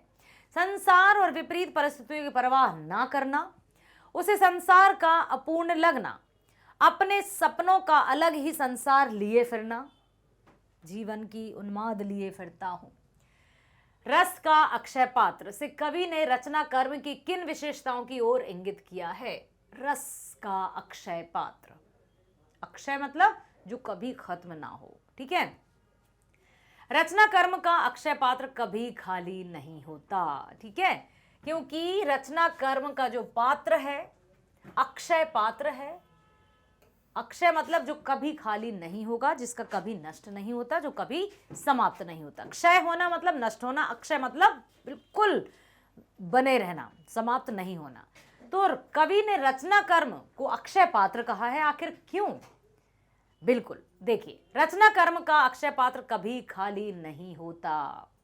रचनाकार कभी खाली नहीं होता, तभी तो कहते हैं कि जिनके साथ अच्छे विचार होते हैं वे दुनिया में कभी भी अकेलापन महसूस नहीं करते हैं। कवि की रचनाएं हमेशा अमर रहती हैं, पाठकों को अच्छा संदेश देने और जीवन में सही मार्ग दिखाती हैं। कितनी ही रचनाएं हमारे जीवन की दिशा को सकारात्मकता की ओर ले जाती हैं। कहते हैं ना, लाइफ का एक टर्निंग पॉइंट। मैंने एक कहानी सुनी या मैंने वो सुविचार पढ़ा, जैसे मैं मैं वास्तविक की बात बता रही हूँ, डॉक्टर एपीजे अब्दुल कलाम के विचारों को पढ़ती हूँ, स्वामी विवेकानंद जी के विचारों को पढ़ती हूँ और बहुत से परिवर्तन जीवन में आते हैं। तभी तो कहा है कि रचना कर्म का अक्षय पात्र कभी खाली नहीं है, आदि है, अनंत है, ठीक है। कवि की रचनाएं हमेशा अमर रहती हैं। ऐसा नहीं है कि पुरानी कविता हो गई अब क्या रहेगी। आप सोचिए, झांसी की रानी सन 1857 के युद्ध पर आधारित कवयित्री सुभद्रा कुमारी चौहान जी द्वारा रचित कविता झांसी की रानी, सिंहासन हिल उठे, राजवंशों ने भ्रुकुटी तानी थी, आज भी वो उतनी ही है, अच्छी है, उतनी ही नवीन है, कभी पुरानी नहीं होती। अर्थात कवि की रचनाएं हमेशा अमर और तरोताजा बनी रहती हैं, पाठकों को अच्छा संदेश और जीवन में सही मार्ग दिखाती हैं। बार बार पढ़े जाने पर भी कविता का रस समाप्त नहीं होता, बल्कि और अच्छा लगता है। और भी कई कविताएं, जैसे संघर्ष की बात आती है, या फिर एक और महाभारत जब हम लोग पढ़ते थे ना, एनसीईआरटी बुक में ही थी, वर्षों तक वन में घूम घूम बाधा विघ्नों को चूम चूम, सह धूप घाम पानी पत्थर पांडव आए कुछ और निखर। कब की बात है? जब पांडव वन में थे, अज्ञातवास का जीवन जी रहे थे, और कृष्ण आए थे दुर्योधन के पास कि भाई संधि कर लो, कुछ गांव, 5 गांव उनको दे दो और अच्छे से रहो और युद्ध को टाल दो, परंतु दुर्योधन ने वह बात नहीं मानी थी। तो वो पोयम आज भी मुझे पूरी पोयम याद है, कभी सुनाऊंगी आपको, वो बहुत लंबी पोयम है, ठीक है। तो वो जो कविताएं हैं वो कभी पुरानी नहीं होती, उनका रस अर्थात उनका आनंद कभी कम नहीं होता। बार बार पढ़े जाने पर भी कविता का रस समाप्त नहीं होता। इन्हीं विशेषताओं के कारण रचना कर्म को रस का अक्षय पात्र कहा गया है। बहुत सही कहा गया है, रचना कर्म को रस का पात्र कहना एकदम उचित है। प्रश्न है गा, वर्णात्मक प्रश्नों की भी बात कर रहे हैं हम। विप्लव रव से छोटे ही हैं शोभा पाते। पंक्ति में विप्लव से क्या तात्पर्य है? छोटे ही हैं शोभा पाते, ऐसा क्यों कहा गया है? विप्लव रव से कवि का तात्पर्य क्रांति से है। विप्लव रव से कवि का तात्पर्य क्रांति से है। और क्रांति क्या है? क्रांति क्या होती है? क्रांति का अर्थ होता है समाज में सकारात्मक बदलाव, रिवॉल्यूशन। क्रांति गरीब लोगों या आम जनता में जोश भर देती है, उत्साह भर देती है। गरीब और आम जनता ही शोषण का शिकार होती है। समाज में क्रांति इन्हीं से आरंभ होती है, इसलिए यही क्रांति के जनक होते हैं। क्रांति का आगाज होते ही ये नए और सुनहरे भविष्य के सपने संजोने लगते हैं, जिसकी चमक इनके चेहरे पर स्पष्ट दृष्टिगोचर होती है। इसलिए छोटे ही क्रांति विप्लव रव के समय शोभा पाते हैं, अर्थात जो छोटे होते हैं समाज में, जिनको निम्न श्रेणी का माना जाता है, जिनको हीन दीन और उपेक्षा की दृष्टि से देखा जाता है, जिनको कहा जाता है ना, अरे ये तो हाशिए पर पले लोग हैं, या ये तो मार्जिनलाइज्ड सोसाइटी है, या तो ये तो स्लम्स हैं। जब कहते हैं ना, जब उनको अपनी आज़ादी या अपने हक या अपने अधिकार के प्रति खड़ा होना होता है, तो फिर वो आओ देखते ना ताओ और क्रांति के लिए तत्पर खड़े हो जाते हैं। और क्रांति का परिणाम हमेशा होता ही होता है, परिवर्तन आता ही आता है। इसलिए लिखा है छोटे ही क्रांति विप्लव रव के समय शोभा पाते हैं। प्रश्न है 11वां। काव्य खंड पर आधारित 3 प्रश्नों में से किन्हीं 2 प्रश्नों के उत्तर लगभग 40 शब्दों में लिखना है। कितने प्रश्नों में से? 3 प्रश्नों में से किन्हीं 2 प्रश्नों के उत्तर लगभग 40 शब्दों में लिखना है। 2-2 नंबर के 2 प्रश्न, तो 4 नंबर हो गए आपके। ठीक है, अब प्रश्न को मैं बार बार यही आपसे कहूंगी कि प्रश्नों को ध्यान से पढ़ना। प्रश्नों में आंतरिक विकल्प दिए जा रहे हैं, अन्यथा आपको जितने प्रश्न दिए जाएंगे उतने का ही आप उत्तर लिखते जाओ और समय पड़ जाए कम और पेपर फिर छूट जाए। ऐसा कभी मत करना, ठीक है। तो जो रीडिंग टाइम आपको दिया जाता है उसमें बहुत अच्छे से ध्यानपूर्वक हर एक प्रश्न को जरूर पढ़ लेना। पतंगों के साथ साथ वे भी उड़ रहे हैं, बच्चों का उड़ान से कैसा संबंध है? बच्चों को पतंग का बहुत प्रिय होना। बच्चों को पतंग इतनी प्रिय होती है कि वो कहां जा रहे हैं, क्या सामने है, कहीं गिर तो नहीं जाएंगे, कुछ नहीं दिखता। जब पतंग वो उड़ाते हैं या पतंग जब काटते हैं तो समझ में, तभी तो कहते हैं कि छत पर पतंग मत उड़ाओ, क्योंकि वो लक्ष्य ही दिखाई देता है, आगे पीछे कुछ नहीं दिखाई देता। तो पतंग भी जैसे स्वच्छंदता, यदि कट जाए तो वो आकाश में स्वच्छंद घूमती है या किसी के भी घर में आ जा सकती है। ठीक, तो पतंगों के साथ साथ वे भी उड़ रहे हैं, बच्चों का उड़ान से कैसा संबंध है? आकाश में उड़ती पतंग देखकर बच्चों के मन का उड़ान भरना, उन्हें खुशी होती है, वो आजाद पंछी की तरह स्वयं भी उड़ना चाहते हैं। पतंग की भांति बाल मन का ऊंचाइयों की छूने की चाह।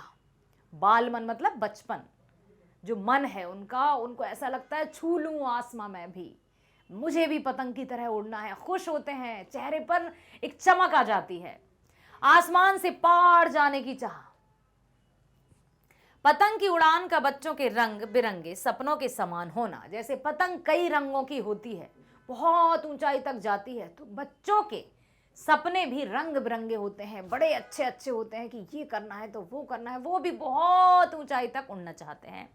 बालकों का मन चंचल होना। जिस तरह से पतंग कहीं भी आती जाती है, जिस तरफ हवा का रुख होता है पतंग उसी तरफ चली जाती है, वैसे ही बच्चों को जहां स्नेह प्यार मिलता है वो भी उसी तरफ चले जाते हैं, चंचल होते हैं स्वभाव में। बात और भाषा परस्पर जुड़े होते हैं, किंतु कभी कभी भाषा के चक्कर में सीधी बात भी टेढ़ी हो जाती है। कैसे? कविता कौन सी है? बात सीधी थी पर फिर टेढ़ी कैसे हो गई? तो बात और भाषा परस्पर जुड़े होते हैं। बात और भाषा एक दूसरे से जुड़े ही होते हैं, क्योंकि हम बात कैसे करेंगे? भाषा के माध्यम से। तो कभी भाषा के चक्कर में सीधी बात भी टेढ़ी हो जाती है। कभी कभी भाषा अर्थात ऐसे शब्दों का प्रयोग हो जाने से वो सीधी बात भी टेढ़ी हो जाती है। क्या अर्थ है? बात भाव है और भाषा उसे प्रकट करने का माध्यम। क्या बात है? बात क्या है? क्या बात है मतलब बात क्या है? बात भाव है और भाषा उसे प्रकट करने का एक माध्यम है। तो जो भाव है, जो हम बात कर रहे हैं, वो भावनाओं को ही तो व्यक्त कर रहे हैं, और किसके माध्यम से व्यक्त कर रहे हैं? भाषा के माध्यम से।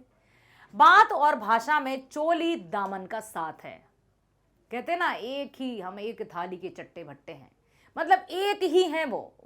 भाषा और बात को अलग करके देखा ही नहीं जा सकता, अर्थात उनकी अलग होने की कल्पना भी नहीं की जा सकती। कभी कभी भाषा के चक्कर में सीधी बात भी टेढ़ी होना।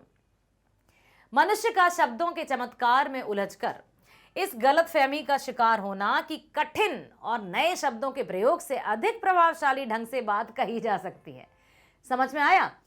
कभी कभी लगता है कि हम बहुत बड़े बड़े भारी भरकम शब्दों का यूज करेंगे तो हमारी इमेज बढ़ जाएगी, लेकिन सब उल्टा पुल्टा हो जाता है। तो भाषा वही अच्छी है जो समझने योग्य हो। अब हम कितनी भी भाषाओं का ज्ञान क्यों न रखते हो, यदि हम ग्रामीण क्षेत्र में जाएंगे तो हमें बहुत सीधी सरल भाषा ही बोलनी पड़ेगी और बोलनी चाहिए, क्योंकि भाषा वही सही कहलाती है जो सामने वाले को समझ में आ सके। आप कितने ज्ञानी हैं ये मान्यता नहीं रखता, आप अपने ज्ञान को, आप अपनी जानकारी को, आप अपनी बात को कितने अच्छे से दूसरों तक पहुंचा सकते हैं ये मायने रखता है। ठीक है? तो मनुष्य का शब्दों के चमत्कार में उलझकर इस गलतफहमी का शिकार होना कि कठिन और नए शब्दों के प्रयोग से अधिक प्रभावशाली ढंग से बात कही जा सकती है, ये ऐसा नहीं होता। भाव को भाषा का साधन बना लेना। भाव की अपेक्षा भाषा पर अधिक ध्यान दिए जाने के कारण भाव की गहराई समाप्त हो जाना।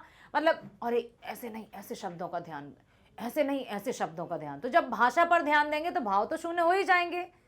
इसीलिए जब जो हमारी मातृभाषा रहती है, जैसे यदि मैं हिंदी की बात करूं, हिंदी हमारी मातृभाषा है, ठीक है, तो उसको जब हम मतलब कोई भी हम अपने विचारों को व्यक्त करते हैं तो हम कितने से कितना बड़ा स्पीकर या वक्ता क्यों ना हो, हिंदुस्तानी की बात कर रही हूं मैं, वो अपने आप कहे ही जाएगा, बीच में इंग्लिश में स्पीच ही क्यों ना दे रहा हो वो कहेगा।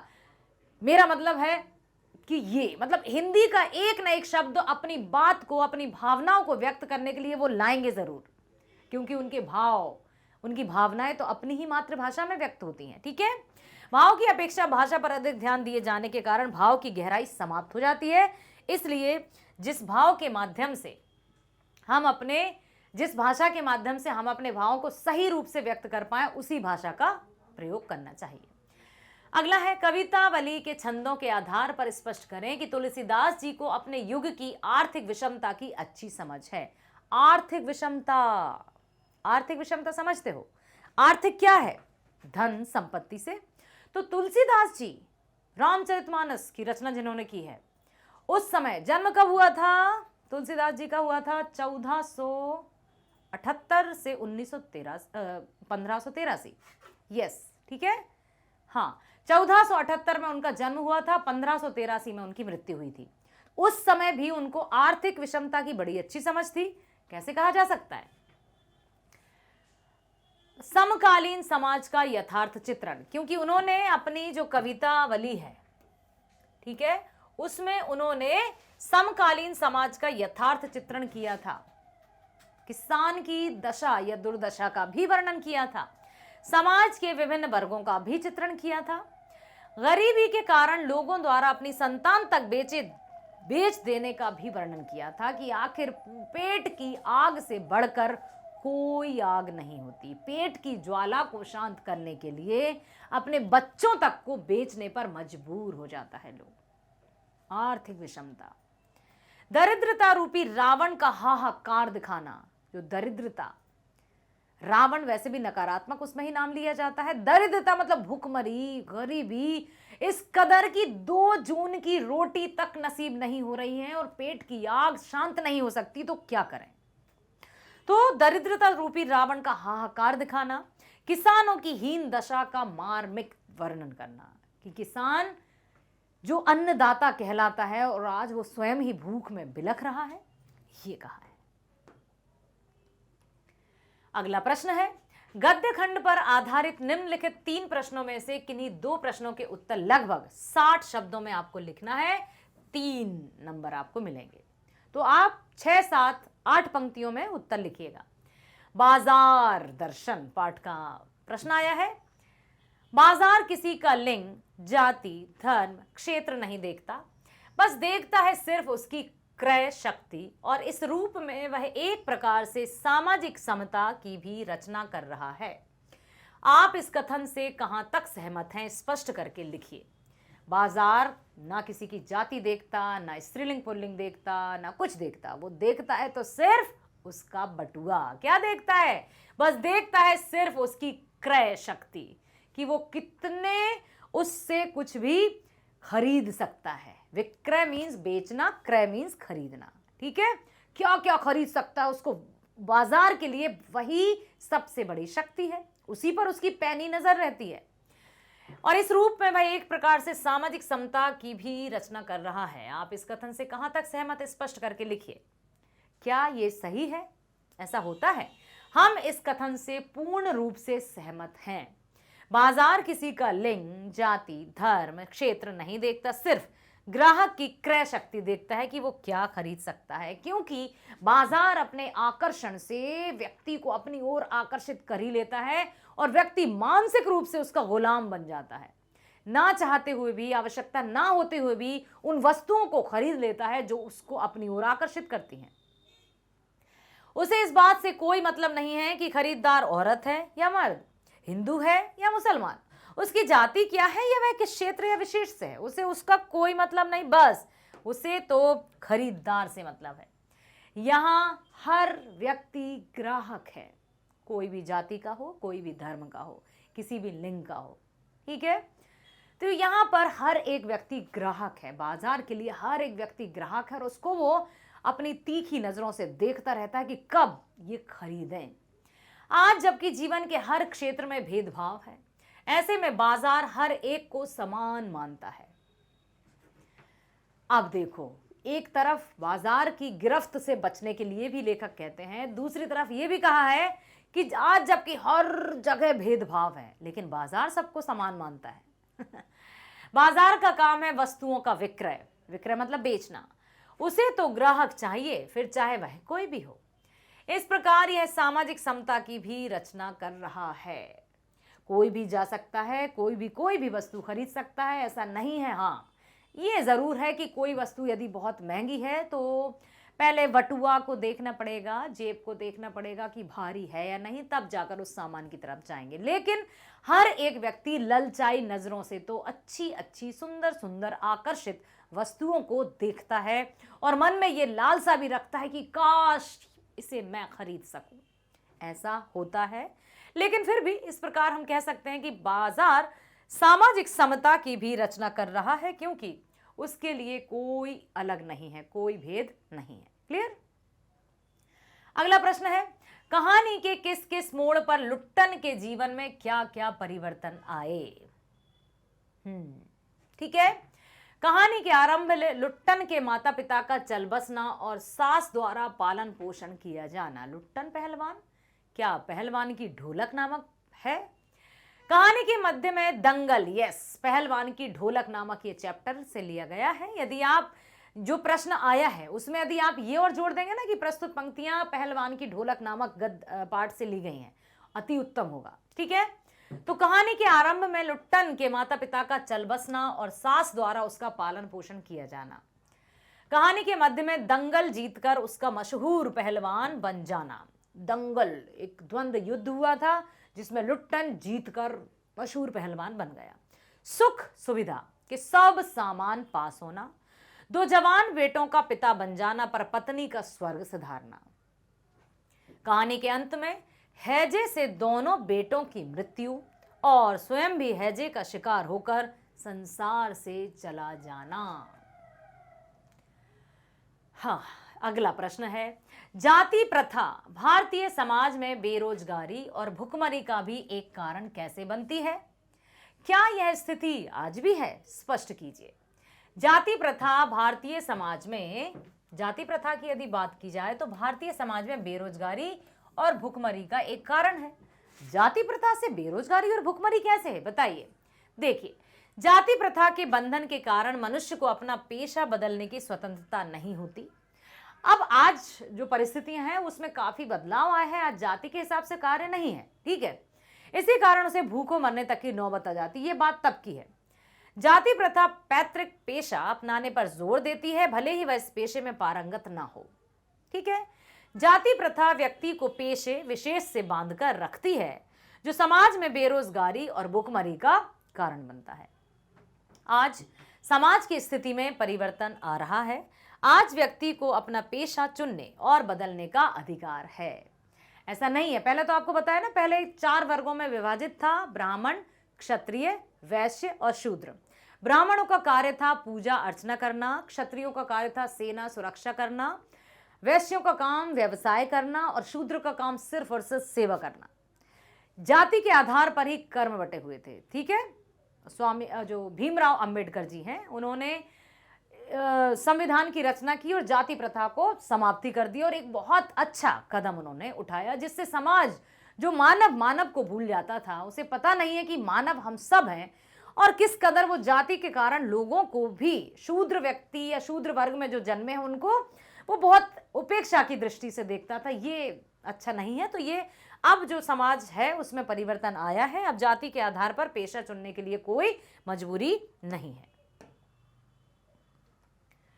प्रश्न 13वां, गद्य खंड पर आधारित निम्नलिखित 3 प्रश्नों में से किन्हीं 2 प्रश्नों के उत्तर लगभग 40 शब्दों में देना है आपको। अब है, लेखक ने शिरीष को कालजयी अवधूत सन्यासी की तरह क्यों माना है? शिरीष के फूल। लेखक ने शिरीष को कालजयी, कालजयी मतलब काल पर विजय प्राप्त करने वाला, हमेशा रहने वाला, सन्यासी की तरह सुख दुख की परवाह ना करना।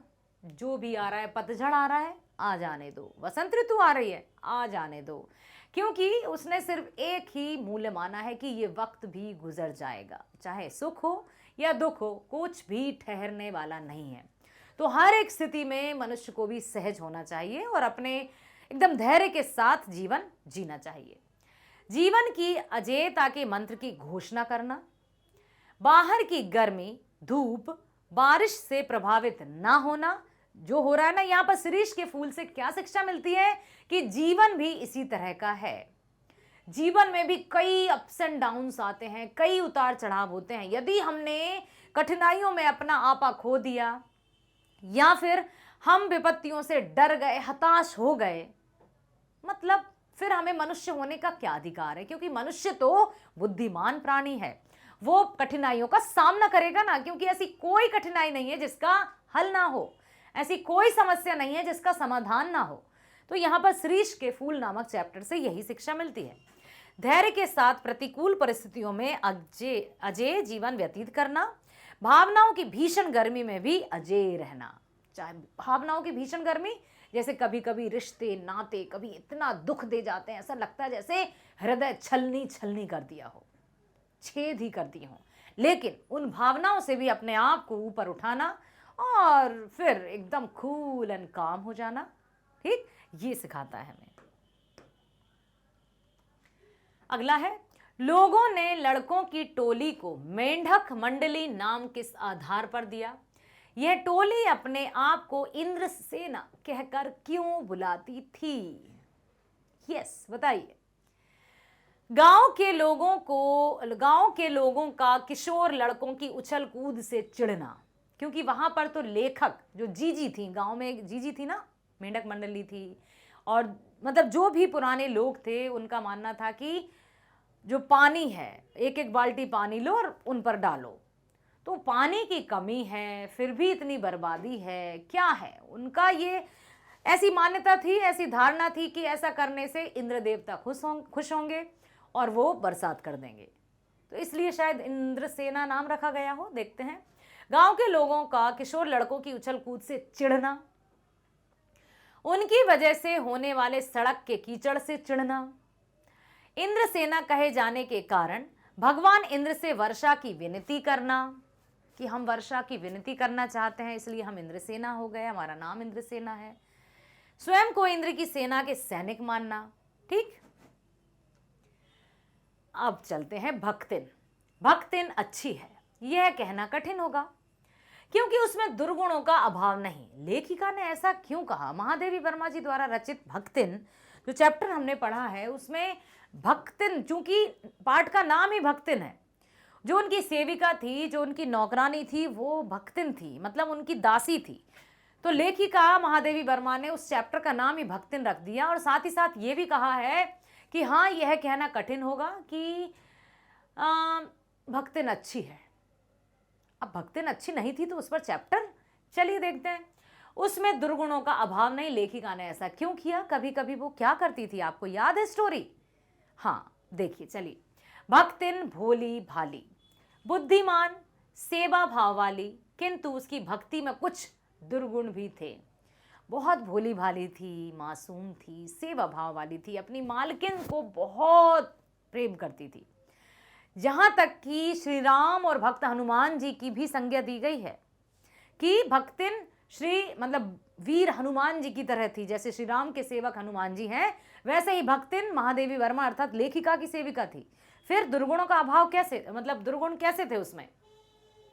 पैसों को भंडार घर की मटकी में छुपाकर रखना, लेखिका से वे बेवजह तर्क वितर्क करना, लेखिका से झूठ बोलना, और वो कहती थी अब ऐसा झूठ जिससे किसी का नुकसान नहीं हो, वो झूठ नहीं होता, और कुछ पैसे वो भंडार घर की मटकी में छुपा कर रख देती थी।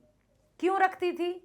उसके पीछे उसकी मंशा कुछ दूसरी रहती होगी, लेकिन लेखिका के अनुसार ये उनको लगा कि ये सही नहीं है। और झूठ बोलना, शास्त्रों में लिखी बातों की व्याख्या अपने अनुसार करना, जो वो कहे सो सही, उसके अनुसार जो शास्त्रों में लिखा है वो पूरी तरह से सत्य नहीं है। जो वो कहेगी वही सत्य है। तो ये कुछ ऐसी कमियां थी जिनको लेखिका महादेवी वर्मा जी ने उजागर किया है। ठीक है, आशा करती हूं मेरे प्रिय विद्यार्थियों, 12वीं कक्षा के विद्यार्थियों, कि आपने बहुत ध्यानपूर्वक सुन लिए हैं सभी प्रश्न, और खास तौर से इस बात को आप ध्यान में रखेंगे कि बताइए क्या, सभी प्रश्नों को ध्यानपूर्वक पढ़ना है। सबसे पहले सामान्य और आवश्यक निर्देशों को भी ध्यानपूर्वक पढ़ना है। जब आप ध्यान से पढ़ेंगे तो प्रश्न बहुत अच्छे से सॉल्व करके आएंगे और परीक्षा में बहुत अच्छे अंक प्राप्त करेंगे। हम सभी की शुभकामनाएं आपके साथ है। बने रहिए हमारे साथ, इसी तरह से बने रहिए, हर एक विषय की वीडियोस देखते रहिए। आपको पता है ना, हिंदी मीडियम कक्षा 7वीं से 12वीं तक की online school education 100% free provide करता है। साथ ही साथ सभी प्रतियोगी परीक्षाओं की वीडियोस भी, जिनमें शामिल है NTSC, olympiad, IIT, JEE, NEET, UPSC, bank, insurance, सभी प्रकार की प्रतियोगी परीक्षाओं की वीडियोस भी आप देख सकते हैं। तो मिलते हैं नेक्स्ट वीडियो में। स्वस्थ रहिए, खुश रहिए, bye bye, thank you so much all.